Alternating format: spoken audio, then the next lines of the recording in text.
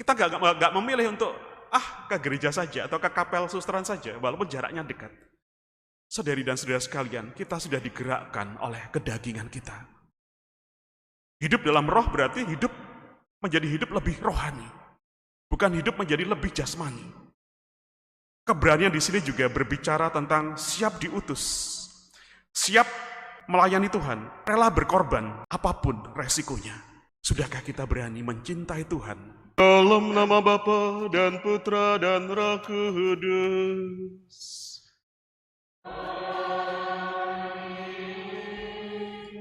Rahmat Tuhan kita Yesus Kristus, cinta kasih Allah dan persekutuan Roh Kudus bersamamu.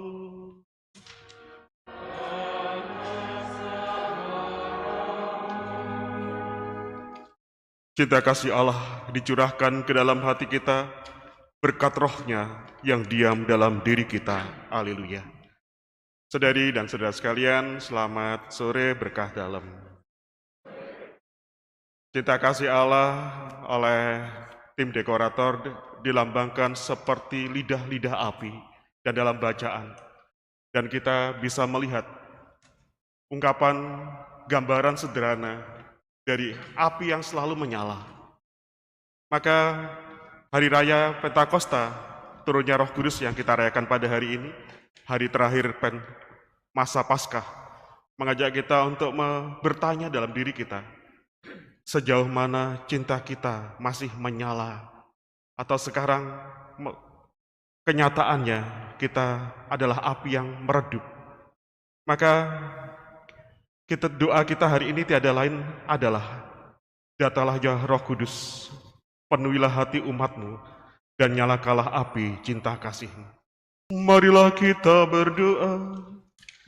Intensi misa kita pada petang ini untuk doa novena kerahiman untuk Ibu atau arwah Ibu Antonit Endang Purwosasongko yang ke-8. Mohon kebahagiaan kekal.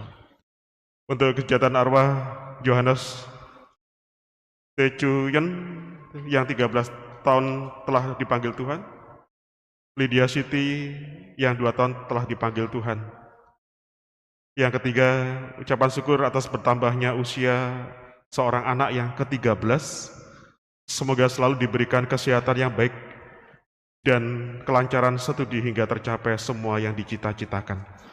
Yang terakhir, untuk mengenang 5 tahun meninggalnya Ibu Sisilia Monica Elia Sujatmiko. Semoga diampuni dosanya dan damai di surga. Allah Bapa kami yang Maha Kuasa, kami telah dilahirkan kembali berkat rahmat-Mu. Kami mohon kepadamu semoga Roh Kudus menerangi kami dengan cahaya-Mu yang cemerlang dan meneguhkan kami dengan bimbingannya.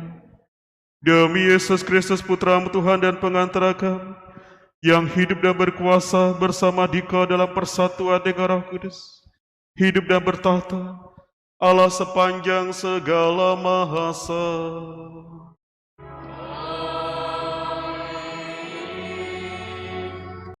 Bacaan pertama dari Kisah Para Rasul. Ketika tiba hari Pentakosta, semua orang yang percaya akan Yesus berkumpul di satu tempat. Tiba-tiba turunlah dari langit suatu bunyi seperti tiupan angin keras, dan bunyinya memenuhi seluruh rumah tempat mereka berada. Lalu tampaklah kepada mereka lidah-lidah seperti nyala api, bertebaran dan hinggap pada mereka masing-masing. Maka mereka dipenuhi dengan Roh Kudus. Lalu mereka mulai berkata-kata dalam bahasa-bahasa lain, seperti yang diilhamkan kepada mereka oleh Roh Kudus itu. Waktu itu di Yerusalem berkumpullah orang-orang Yahudi yang saleh dari segala bangsa di bawah kolong langit. Ketika mendengar bunyi itu, berkerumunlah banyak orang. Mereka bingung karena masing-masing mendengar rasul-rasul itu berbicara dalam bahasa mereka. Mereka semua tercengang-cengang dan heran, lalu berkata, "Bukankah mereka yang berbicara itu orang Galilea? Bagaimana mungkin kita masing-masing mendengar mereka berbicara dalam bahasa kita sendiri, yaitu bahasa yang kita pakai di negeri asal kita? Kita orang Parsia, Media, Elam, kita penduduk Mesopotamia, Yudea dan Kapadokia, Pontus dan Asia, Frigia dan Pamfilia, Mesir dan daerah Libya yang berdekatan dengan Kirene, pendatang-pendatang dari Roma, baik orang Yahudi asli maupun orang penganut agama Yahudi, orang Kreta dan orang Arab. Kita semua mendengar mereka berbicara dalam bahasa kita masing-masing tentang perbuatan-perbuatan besar yang dilakukan Allah. Demikianlah sabda Tuhan. Utuslah Roh-Mu ya Tuhan, dan jadi baru seluruh muka bumi. Utuslah Roh-Mu ya Tuhan, dan jadi baru seluruh muka bumi.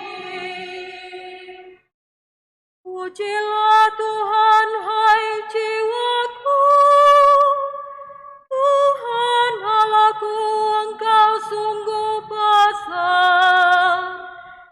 Betapa banyak karya-Mu ya Tuhan, bumi penuh dengan ciptaan-Mu.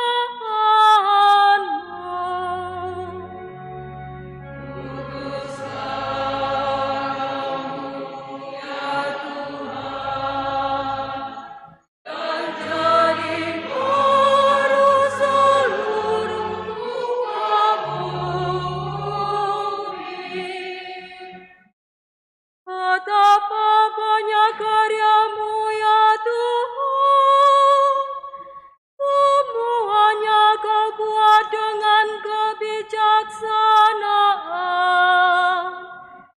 Bumi penuh dengan ciptaan-Mu, itu terbilang banyaknya. Utuslah Roh-Mu ya Tuhan, dan jadi baru seluruh muka bumi. Bacaan dari surat Rasul Paulus kepada jemaat di Galatia. Saudara-saudara, hiduplah oleh Roh, maka kamu tidak akan menuruti keinginan daging. Sebab keinginan daging berlawanan dengan keinginan Roh, dan keinginan Roh berlawanan dengan keinginan daging. Karena keduanya bertentangan, sehingga setiap kali kamu tidak melakukan apa yang kamu kehendaki. Tetapi kalau kamu membiarkan diri dipimpin oleh Roh, kamu tidak hidup di bawah hukum Taurat. Perbuatan daging telah nyata, yaitu percabulan, kecemaran, hawa nafsu, penyembahan berhala, sihir, perseteruan, percekcokan, iri hati, amarah, kepentingan diri sendiri, percideraan, roh pemecah, dan kedengkian, kemabukan, pesta pora, dan sebagainya. Terhadap semuanya itu kamu kuperingatkan, seperti yang telah kulakukan dahulu, bahwa siapa saja yang melakukan hal-hal yang demikian, ia tidak akan mendapat bagian dalam kerajaan Allah. Sebaliknya, buah roh ialah kasih, sukacita, damai sejahtera, kesabaran, kemurahan, kebaikan, kesetiaan, sikap lemah lembut, dan penguasaan diri. Tidak ada hukum yang menentang hal-hal itu. Siapa saja yang menjadi milik Kristus Yesus, ia telah menyalibkan daging dengan segala hawa nafsu dan keinginannya. Jika kita hidup oleh Roh, baiklah hidup kita dipimpin oleh Roh. Demikianlah sabda Tuhan. Datanglah Roh Ilahi, terangilah kami dengan sinar surgawi. Datanglah sumber kasih, pelipur hati sedih, pencipta tanpa pamrih. Kuatkanlah yang lemah, bangunkanlah yang rebah, tegarkanlah yang lelah, sejukkanlah yang panas, ingatkanlah yang malas, lembutkanlah yang panas. Cahaya mulia, penuhilah segera budi dan hati hamba. Tanpa berkat restumu, tiada sesuatu dapat sungguh bermutu. Yang kotor bersihkanlah, yang kering siramilah, yang luka sembuhkanlah, yang kaku haluskanlah, yang beku luluhkanlah, yang sesat pulangkanlah. Kami umat-Mu ini mohon dikurniai serta rahmat Roh Suci. Kami mohon berkat-Mu agar setia padamu dan bahagia selalu.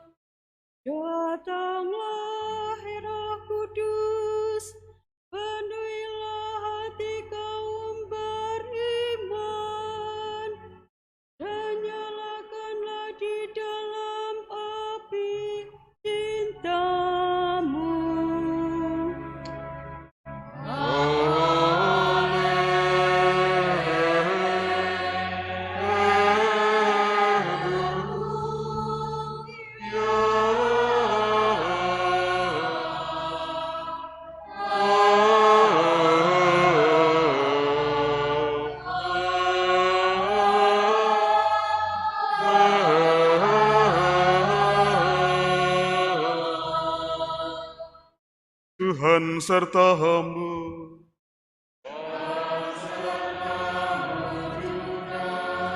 Inilah Injil Yesus Kristus menurut Yohanes.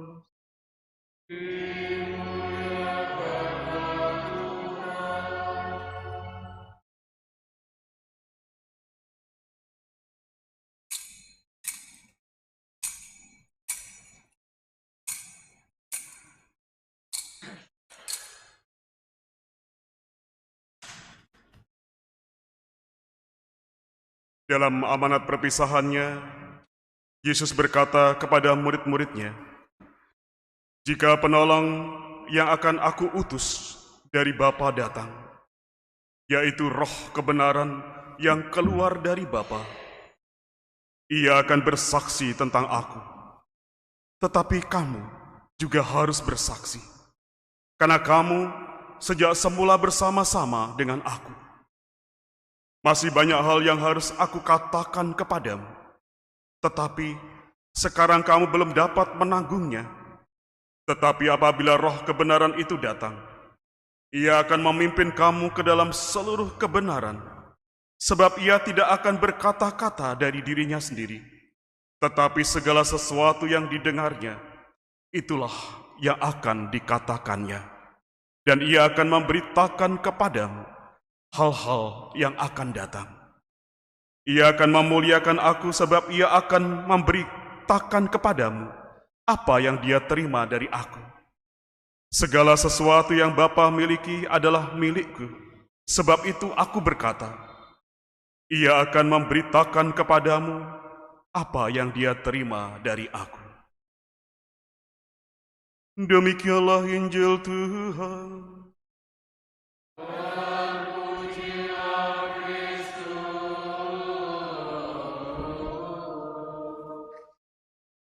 Saudari dan saudara sekalian, selamat sore berkah dalam.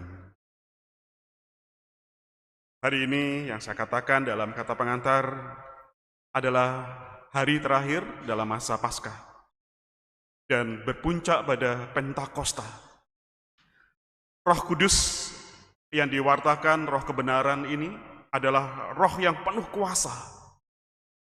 Ia mampu membuat kita yang selama ini diam menjadi berani berbicara. Seperti para rasul dalam bacaan pertama. Mereka semua diam karena ketakutan. Mereka bersembunyi. Dan membuat kita yang selama ini bersembunyi seperti mereka menjadi berani memberi kesaksian nyata. Roh Kudus membuat kita yang kadang setengah-setengah dalam hal apa saja. Melakukan segala sesuatu, bekerja dan sebagainya. Membuat kita mempunyai semangat dan cinta yang menyala-nyala. Karena itulah kenapa saya minta ada api di altar yang harus dihias di altar. Supaya semangat kita seperti semangat api yang menyala-nyala. Saudari dan saudara sekalian, kalau kita di Pamekasan punya api tak kunjung padam, mari kita bertanya, sejauh mana cinta kita? Sedikit nyala, sedikit padam, sedikit nyala, sedikit padam, biarpet gitu terus. Maka kalau Roh Kudus tak mampu menggerakkan kita untuk peduli kepada hidup pelayanan, kepada hidup gereja, pertanyaannya bukan ada apa dengan cinta, tetapi ada apa dengan kita, gitu ya. Bukan ada apa dengan cinta, tapi ada apa dengan kita selama ini. Kadang cinta kita luntur karena merasa keinginan kita tak terpenuhi, akhirnya kita merasa kecewa. Cinta seperti ini didasari oleh hidup dalam daging. Sebagaimana dikatakan dengan gamblang dalam bacaan kedua. Cinta kita jauh dari cinta Tuhan yang tanpa pamrih atau tanpa syarat lagi. Melihat realita yang terjadi saat ini, pertanyaan berikut ini mungkin bisa menjadi perenungan bagi kita sekalian. Masihkah kita mampu mengasihi ketika caci dibalas dengan maki, kebohongan dibalas dengan dusta, tangisan justru ditertawakan. Ketika orang berduka cita kita nangis, harusnya kita ikut berduka cita, malah ditertawakan. Banyak terjadi di media sosial atau dibalas dengan canda tawa. Dan kita masih suka menyakiti daripada membalut luka. Roh Kudus adalah roh yang luar biasa yang diberikan Tuhan kepada kita setelah kita dibaptis atau menerima sakramen penguatan. Peranan Roh Kudus adalah untuk menyertai, menuntun, mengajar, dan memimpin kehidupan kita, orang percaya. Tapi kerap kali, kita tidak mau dipimpin oleh Roh Kudus. Kita hidup seenaknya sendiri, sakar bedibi kalau orang Madura bilang. SKW, saudari dan saudara sekalian, Tuhan tahu bahwa manusia mempunyai banyak kelemahan, mempunyai banyak keterbatasan. Karena itu Ia memberikan rohnya, supaya kita yang lemah beroleh kekuatan, beroleh kesanggupan. Apalagi kehidupan kita adalah suatu pergumulan, perjuangan, dan peperangan melawan dosa dan kedagingan kita yang digambarkan dalam bacaan kedua. Saudari dan saudara sekalian, jelas bahwa dosa yang ada dalam daging, hawa nafsu, percecokan, amarah, atau buah-buah daging yang lain, bongkibul rarimama, kesombongan, kedengkian, kecabulan, dan sebagainya. Bongkibul ra itu rakus, kerakusan, iri hati, iri. Mama terakhir marah dan malas. Kerap kali menghantui kita, apalagi dalam masa pandemi ini. Ketika orang dimabukkan dengan bongkibul rarimama itu. Dosa itu hanya dapat dihancurkan oleh kuasa Roh Kudus. Apabila kita hidup dalam roh, apabila kita menyerahkan tubuh kita sepenuhnya kepada Tuhan untuk menjadi bait-Nya. Ketika kita mempersembahkan tubuh kita kepada Tuhan sebagai korban yang hidup dan kudus, rohnya akan memenuhi kita dan berkarya di dalam kita. Sehingga segala aspek kehidupan kita, tubuh, jiwa, dan roh, benar-benar di bawah kendali Roh Kudus. Inilah yang disebut berjalan dengan roh dan menghasilkan buah-buah roh. Salah satu ciri seseorang yang dipenuhi oleh Roh Kudus adalah memiliki keberanian yang teguh untuk hidup lebih injili. Apa arti hidup lebih injili? Hidup lebih injili artinya hidup dalam kebenaran Injil dan untuk memberitakan Injil. Saudari dan saudara sekalian, mungkin bagi kita keberanian untuk memberitakan Injil itu adalah bawa kitab suci kemana-mana, menobatkan orang dan sebagainya yang kasat mata itu. Di mana ia atau kita berani memberitakan Injil kepada siapa saja. Bukan itu. Melainkan juga terlihat dari keberanian kita untuk memilih cara hidup yang sesuai dengan kehendak Tuhan. Nah, ini yang paling berat. Kerap kali dalam hidup sehari-hari, mulai bangun tidur, kita mencoba mengikuti apa yang menjadi kehendak kita. Mungkin kita lebih memilih, walaupun susteran itu dekat, atau kapel itu dekat, atau gereja itu dekat. Kita lebih memilih yang enak atau yang menyenangkan kita. Kita gak memilih untuk, ke gereja saja, atau ke kapel susteran saja, walaupun jaraknya dekat. Saudari dan saudara sekalian, kita sudah digerakkan oleh kedagingan kita. Hidup dalam roh berarti hidup menjadi hidup lebih rohani. Bukan hidup menjadi lebih jasmani. Keberanian di sini juga berbicara tentang siap diutus, siap melayani Tuhan, rela berkorban, apapun resikonya. Sudahkah kita berani mencintai Tuhan? Semoga Tuhan memberkati kita sekalian. Amin. Mereka semua dipenuhi Roh Kudus dan memaklumkan karya agung Allah. Haleluya. Marilah kita berdoa. Allah Bapa yang Maha Pengasih, Engkau menganugerahi gereja-Mu kurnia surgawi. Peliharalah kiranya karya yang telah Kau mulai. Penuhilah kami dengan daya dan semangat-Mu, dan semoga perjamuan ini membekali kami menuju kepenuhan penebusan. Demi Kristus Tuhan dan pengantara kami.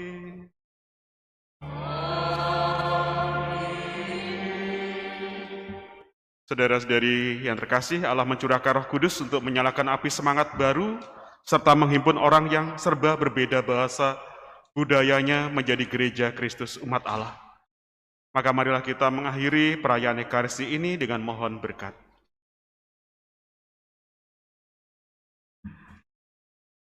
Semoga Allah sumber cahaya abadi menjadikan terang benderang hati dan budi kita berkat kurnia-kurnia Roh Kudus. Amin. Semoga api semangat ilahi yang tampak pada para murid menyucikan hati dan budi kita serta menghala segala kegelapan dosa. Amin. Semoga Roh Kudus mempersatu umat yang telah ditebus, senantiasa membina iman kepercayaan kita sampai memandang kemuliaan Allah. Amin. Dan semoga kita sekalian diberkati oleh Allah yang Maha Kuasa, Bapa dan Putra dan Roh Kudus.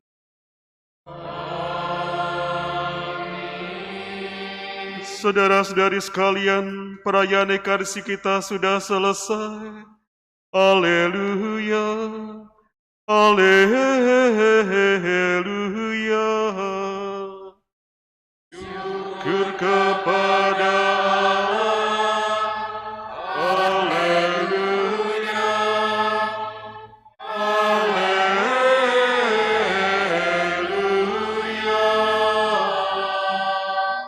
Marilah kita pergi, kita semua diutus. Amin.